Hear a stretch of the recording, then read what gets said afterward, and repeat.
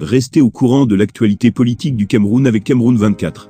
Notre équipe de journalistes expérimentés fournit des informations vérifiées en temps réel, avec une vue équilibrée sur les questions controversées. Nous sommes une source d'informations fiables basée sur des faits vérifiés et des sources crédibles. Abonnez-vous dès maintenant à Cameroun 24 pour ne rien manquer des derniers développements politiques et rejoindre une communauté engagée et informée.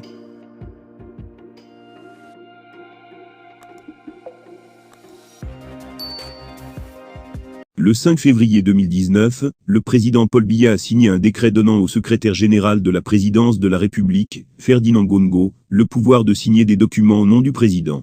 Cette délégation de signature a été interprétée comme une augmentation du pouvoir de Ngongo et comme un signe de sa proximité. Avec Biya, la délégation de signature a été critiquée par certains, qui ont estimé qu'elle donnait trop de pouvoir à Ngongo et qu'elle le rendait trop puissant. D'autres ont soutenu que la délégation de signature était nécessaire pour permettre à Biya de se concentrer sur les affaires les plus importantes du pays. D'ailleurs, la délégation de signature est toujours en place et elle est considérée comme un élément important du pouvoir de Ngongo au Cameroun. Le président de la République du Cameroun est en Europe depuis déjà un mois. En effet, Paul Biya a quitté Yaoundé le 21 juin dernier afin de prendre part au sommet sur le nouveau pacte financier mondial. Des assises abritées par Paris.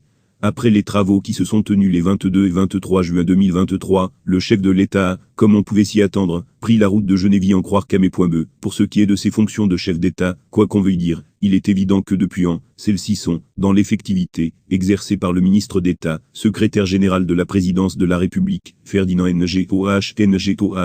Celui qu'on dit appuyé en cela par Chantal Biya, la première dame il est aussi du même département, les exerce par le biais des guillemets sur très hautes instructions du président de la République. Pour plusieurs observateurs, Paul Biya, 90 ans, ne dirige plus le Cameroun depuis au moins 5 ans. Le gouvernement actuel bat le record de longévité, 4,5. Plusieurs ministres sont morts et n'ont jamais été remplacés. Paul Biya gouverne-t-il encore le pays ?